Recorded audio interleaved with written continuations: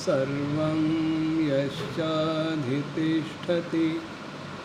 स्वर्यस्य च केवलं तस्मै ज्येष्ठाय ब्रह्मणे नमः। प्रिय श्रोतागण, पिछले जो गीता का वीडियो है उसमें कुछ शंकाएं प्रस्तुत की गई थी, जिसमें कुछ शंका प्रस्तुत करने वाले बहुत स्वाध्यायशील युवा थे। उनकी शंका यह थी कि भगवान श्री कृष्ण जी ने विवस्वान को योग सिखाया, फिर राजा इक्ष्वाकु को योग सिखाया और अब तक योग सिखा रहे हैं, लेकिन उनका मोक्ष नहीं हुआ। तो फिर आम आदमी तो सोच भी नहीं सकता।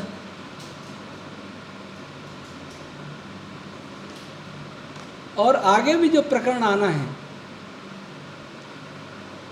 जिसमें दो विवादित श्लोक माने जाते हैं, यदा यदा ही धर्मस्य, वे भी आएंगे। उनकी व्याख्या से पहले इन शंकाओं का दूर करना अनिवार्य है।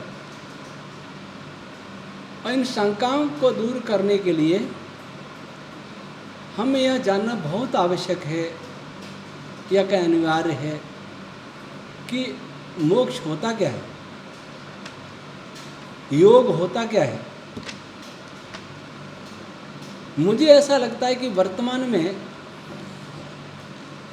इस विषय में संपूर्ण विश्व में भ्रांतियां चल रही हैं। पहले कभी पादरियों का पोप स्वर्ग का टिकट दिया करता था, ऐसा सुना जाता है। वैसे इस समय हिंदुओं में अनेक ऐसे गुरु पैदा हो गए हैं जो मोक्ष का टिकट देते हैं, और आर्य समाज में भी हो गए हैं। परसों ही योग दिवस मनाया गया, अंतर्राष्ट्रीय योग दिवस। वो एक व्यायाम मात्र था। व्यायाम मात्र को योग समझ लेना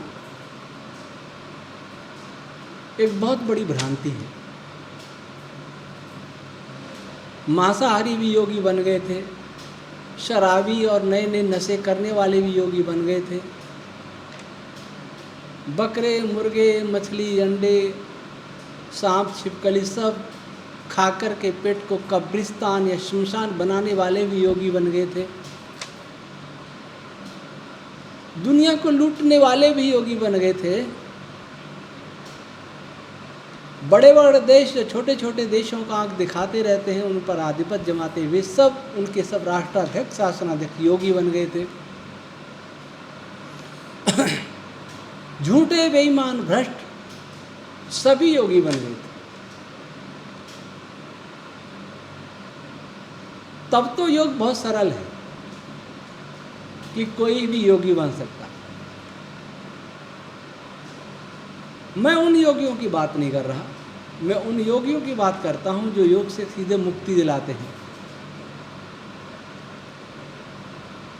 हिंदू समाज में बहुत सारे ऐसे योग के, धर्म के ठेकेदार, मोक्ष के ठेकेदार हैं। शरीर को स्पर्श मात्र से योग मोक्ष दिला देते हैं, समाधि लग जाती है। किसी का नाम जप से समाधि लग जाती है, तो कोई कपालभाति, अनुलोम विलोम करने से ही समाधि लगवा देता है, तो कोई घर छोड़कर, मतलब माता पिता को छोड़कर घर भागने से ही समाधि लगवा देता है, मोक्ष दिला देता है। जब इतना सस्ता मोक्ष है तो भी कृष्ण भगवान को मोक्ष नहीं मिला। छल कपट में निपुण, ईर्ष्या द्वेष से ग्रस्त, अर्थ और काम के आसक्त, अगर ये कहते हैं कि उन्हें वैराग्य हो गया है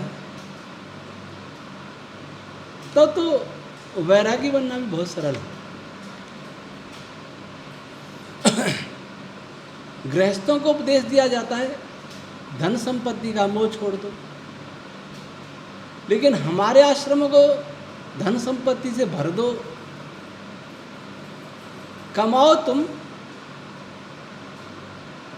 लेकिन कमा करके हमें दे दो, हम तुम्हें मोक्ष दिला देंगे।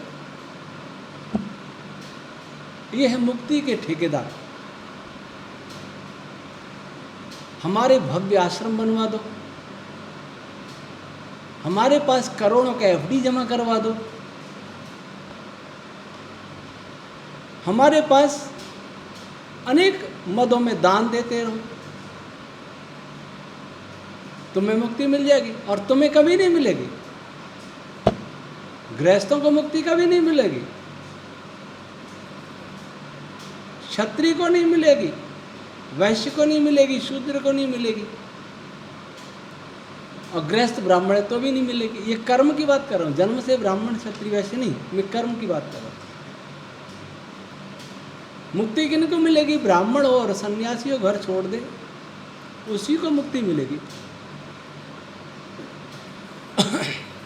ऐसे बहुत से योगी अपने माता पिता को छोड़ देते हैं, लेकिन दान देने वाली माताओं को अपने को पकड़े रहते हैं, क्योंकि दान तो चाहिए ना। कल्पना कीजिए, क्या ऋणी व्यक्ति भी मुक्त हो सकता है? किसी का ऋण लेकर भाग जाए, उसको मुक्ति मिल जाएगी?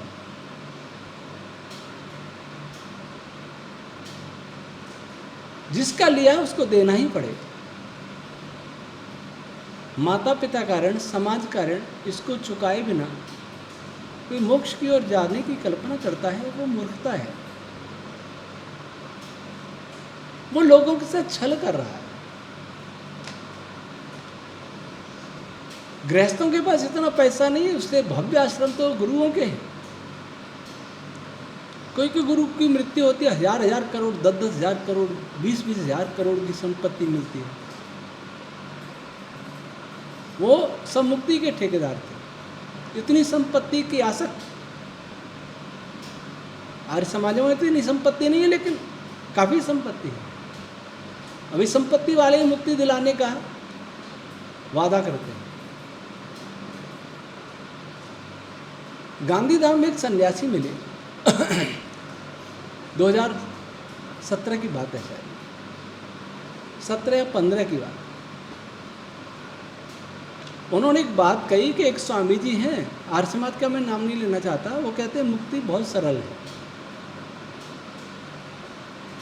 हम किसी योनि में जन्म लेने की कल्पना करते, इच्छा करते, इसलिए हमें जन्म मिल जाता है। हम इच्छा ही करना छोड़ देंगे, हमें उस जन्म, ऐसा जन्म मिले, वैसा जन्म मिले, मुक्ति हो जाएगी। मुझे ऐसे मुक्ति के दावेदारों पर बहुत दया आती है और बहुत दुख भी होता है। इसका अर्थ है कि जो अगला जन्म नहीं लेने की इच्छा करे, उसको मुक्ति अवश्य मिलेगी। तब तो हिंदुओं को छोड़ के मुसलमान, ईसाई तो अगला जन्म मानते ही नहीं है। उनको तो सबको मोक्ष हो जाएगा, उनकी भाषा में जन्नत, क्योंकि वो सोचते भी नहीं अगला जन्म होगा, तो वो मुक्त हो जाएंगे। जितने भी जानवर हैं, कीट पतंगे हैं, वे भी मुक्त हो जाएंगे, क्योंकि वो उनमें तो इतनी बुद्धि नहीं कि वो सोचते हो कि अगला जन्म भी मिलेगा। ऐसा बताने वाला कितना शरारती व्यक्ति हो सकता है, कल्पना कीजिए कि मैं इच्छा न करूं कि मुझे अगला जन्म मिले तो मैं मुक्त हो जाऊंगा। कोई अष्टांग योग का पालन करने का कोई प्रयोजन नहीं है, कोई आवश्यकता नहीं।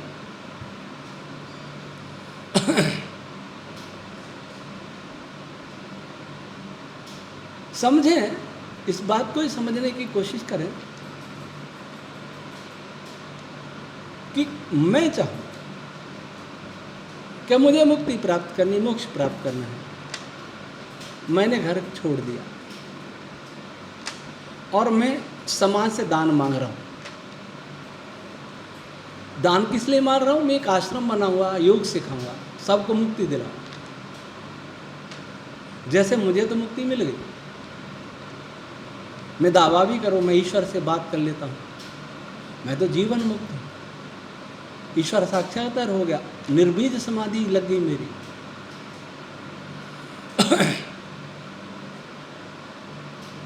जो व्यक्ति ऐसा दावा करते हैं या मैं ये दावा करूं, मैं वैसे कर नहीं सकता, क्यों? मैं जानता हूं ये बड़ा महापाप है। महापाप क्यों है?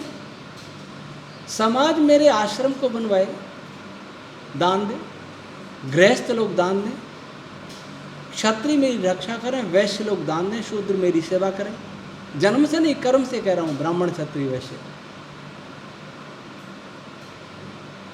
वो इसलिए दान दे कि मुझे मुक्ति मिल जाए, और मुझे मुक्ति मिल जाएगी उनका दान खा करके।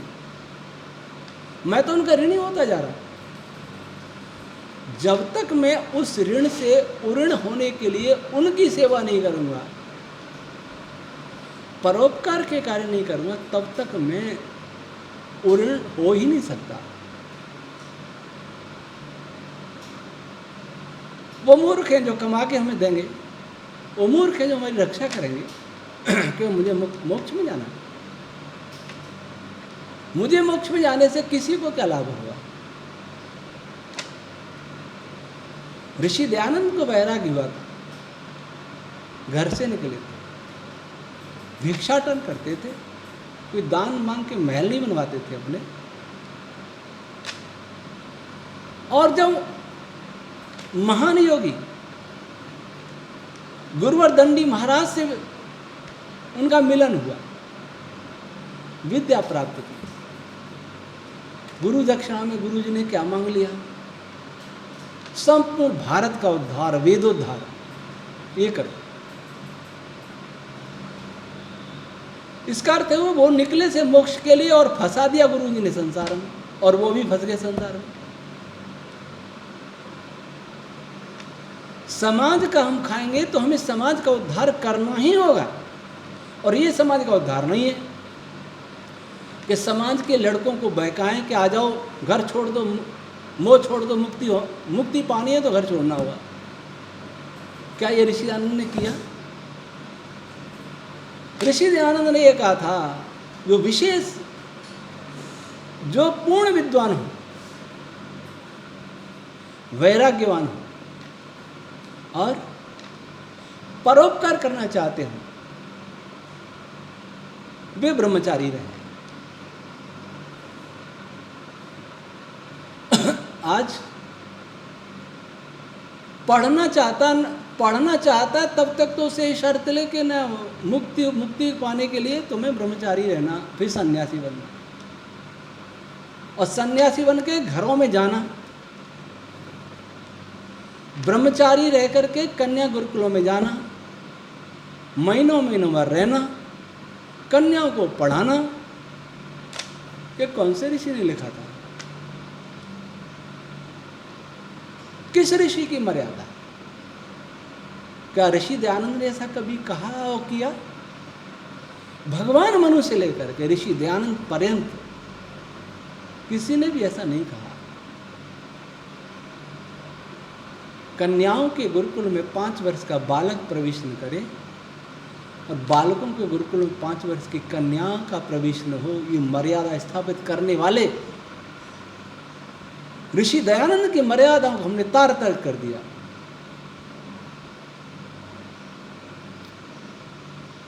ऋषि दयानंद के सत्यार प्रकाश के एक वाक्य को लेकर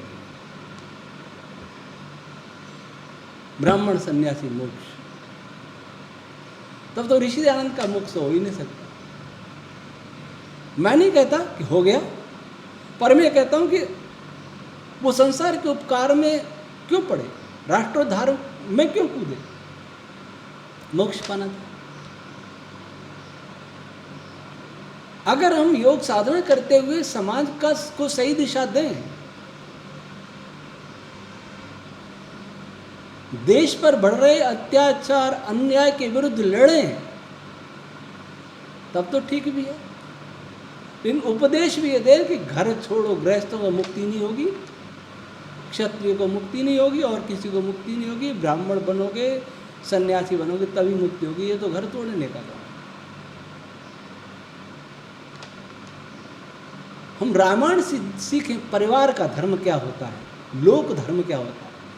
भगवान श्री कृष्ण जी पीछे से सीखें कि धर्म क्या होता है।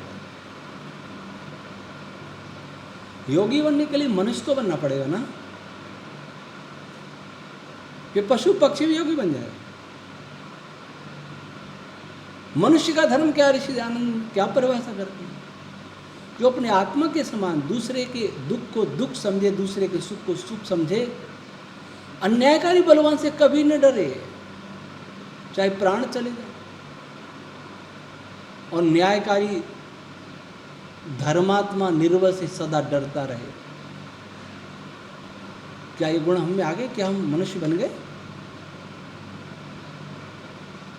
देश और विश्व में, समाज में कुछ भी होता रहे, हम ध्यान में बैठे रहे और सबको सपने दिखाएं कि छोड़ो, कदापि मोक्ष संभव नहीं। भगवान शिव से सीखे, भगवान ब्रह्मा जी से सीखे, भगवान विष्णु जी से सीखे, श्री राम से सीखे, श्री कृष्ण जी से सीखे, हनुमान जी से सीखे, वशिष्ठ, विश्वामित्र, कपिल, कणाद जैसे ऋषियों से सीखे। तो मोक्ष इतना सरल पथ नहीं है। वे अपने अंदर झांक के देखें कि क्या उन्होंने योगांगों का पालन किया है। जिस प्रकार का दावा करते हैं कि ब्रह्म साक्षात्कार हो गया और उसको भी मैंने करा दिया, उनका टेस्ट अगर कराया जाए झूठ पकड़ने वाली तकनीक के द्वारा, तो एक भी उसका सामना नहीं करेगा।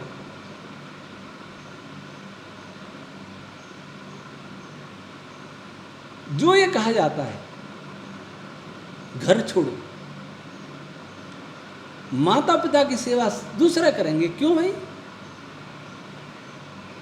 कि शहीद हो जाता है उसको भी सरकार देखती है, शहीद होता है देश के लिए, स्वार्थ के लिए नहीं होता।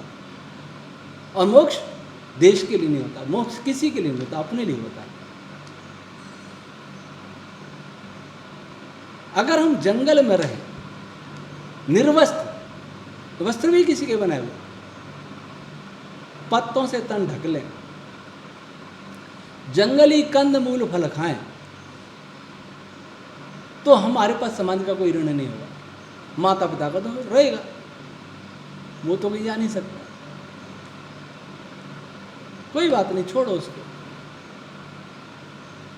वैसे छोड़ना नहीं, इसलिए वानप्रस्थ होता था कि माता पिता का भी ऋण चुक गया, अब मुक्त है, अब अपनी साधना कर, तो तुरंत भागो और सीधा मोक्ष की ओर। देश और समाज से कोई लेना देना नहीं। देश समाज हमें खिलाए क्योंकि हम मोक्ष के लिए जा रहे हैं, बहुत एहसान कर रहे हैं दूसरों पर, क्यों नहीं दान दोगे? हम मोक्ष की यात्रा में जा रहे हैं, मोक्ष की यात्रा में जा रहे हैं, तो उनको तो कोई लाभ नहीं, किसी का कोई उपकार तो नहीं। इसलिए जरा विचारिए, समाज का ऋण, जो 3 ऋण है, किन किन से ऋण हो गए? बिना ऋण हुए जनेऊ उतार के सन्यासी नहीं बना जाता। तो वैरागी की परिभाषा भी सीखनी पड़ेगी, योग दर्शन से सीखनी पड़ेगी, ऋषि ध्यान से सीखनी पड़ेगी। दोषों का त्यागी वैराग्य है, ऋषि दयानंद कहते हैं। ज्ञान की पराकाष्ठा ही वैराग्य है, महर्षि व्यास कहते हैं।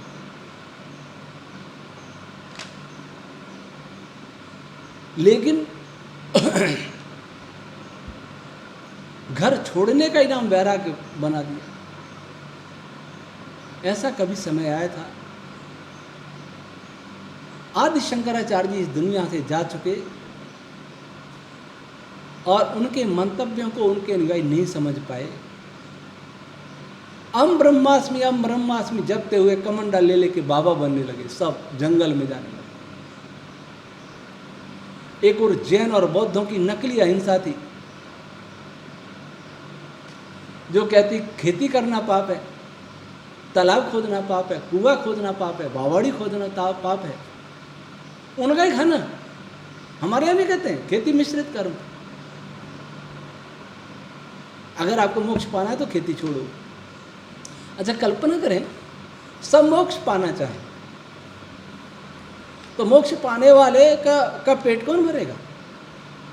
कमाएगा तो कोई नहीं, न अन्न होगा, न कोई धन होगा, न कोई कपड़ा बनाएगा, न कोई मकान बनाएगा, न कोई गाड़ियाँ बनाएगा। जिन बढ़िया बढ़िया गाड़ियों में घूमते हैं, अच्छे अच्छे मोबाइल लैपटॉप रखते हैं, वो भी कोई भी नहीं बनाएगा। तो कैसा मोक्ष होगा? मोक्ष का साधन या धर्म ऐसा हो ही नहीं सकता जो सार्वत्रिक लाभ के लिए न हो, सार्वत्रिक नहीं हो, सार्वभौमिक नहीं हो। इसलिए ऋषियों के ग्रंथों में ऋषि दयानंद से पूछा कर्नल प्रताप सिंह ने जोधपुर कि हमारा मोक्ष हो सकता है कि आपके हाथ में न्याय है, प्रजा का न्याय करोगे तो मोक्ष हो जाएगा? हो सकता है। महाभारत में उठा के देखिए, तुलाधार वैश्य कितना बड़े योगी थे, एक सामान्य महिला कितनी बड़ी योगी थी, जिन्होंने एक योगी मुनि जाजली के घमंड को चूर चूर कर दिया था। पढ़ते नहीं, ये सोचते हैं कि वेद की भी आवश्यकता नहीं है। वेद के पढ़े बिना योगी हो ही नहीं सकता। अगर योग के लिए, मोक्ष के लिए वेद की आवश्यकता नहीं है तो फिर परमात्मा ने वेद का ज्ञान क्यों दिया? शायद परमात्मा को कोई समझाने वाला नहीं था।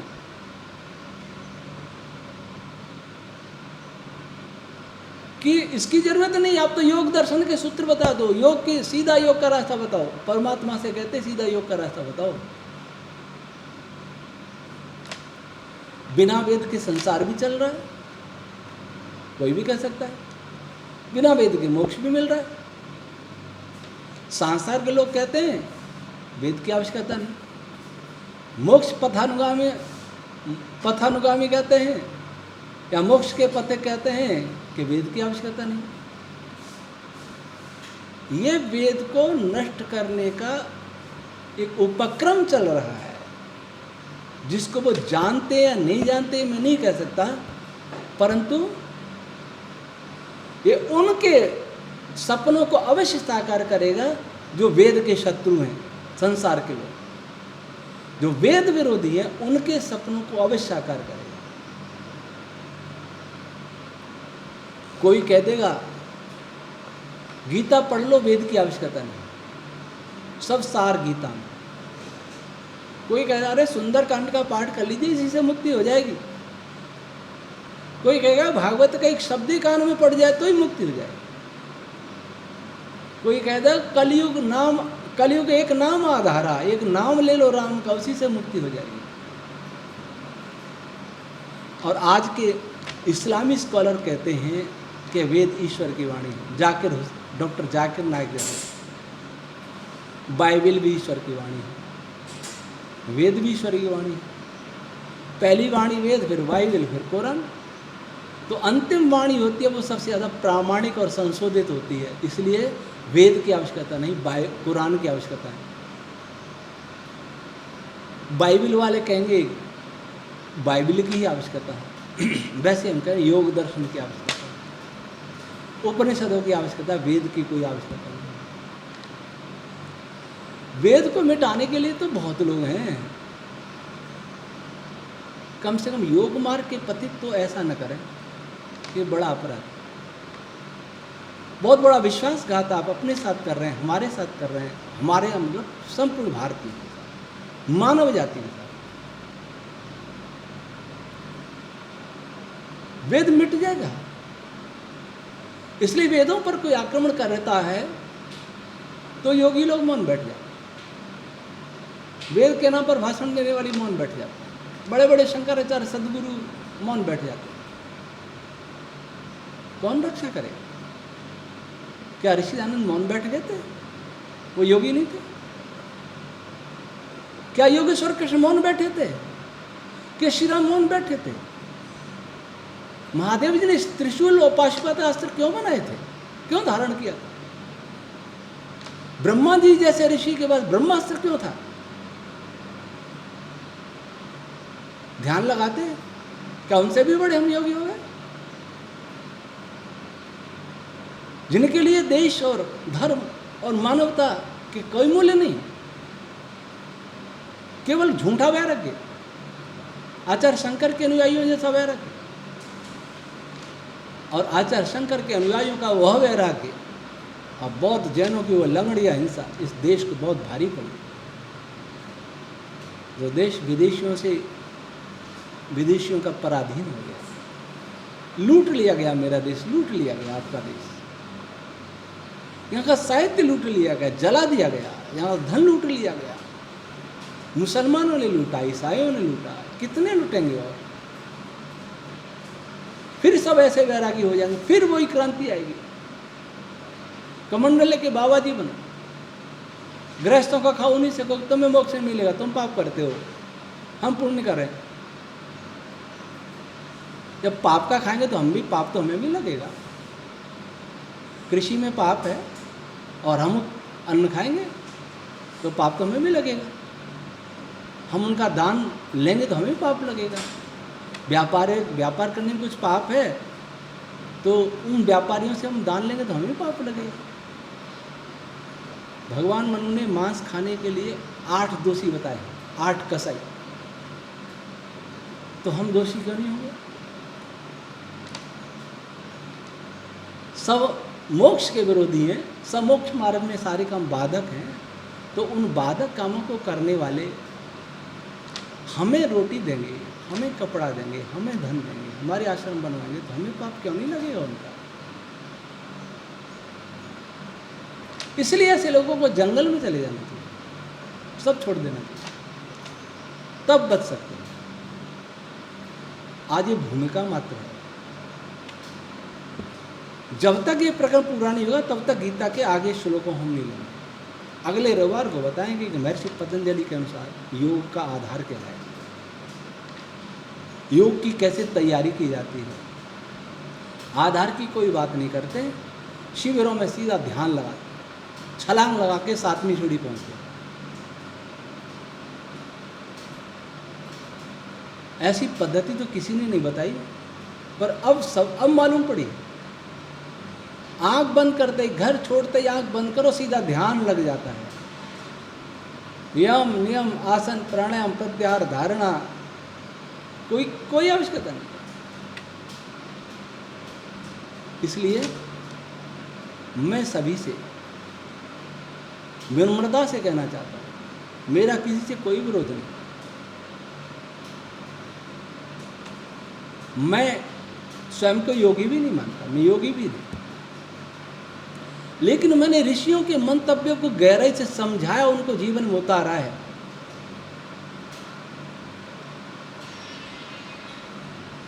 इसलिए आपसे अपील करता हूं कि आप मोक्ष को और योग को इतना सरल न समझें।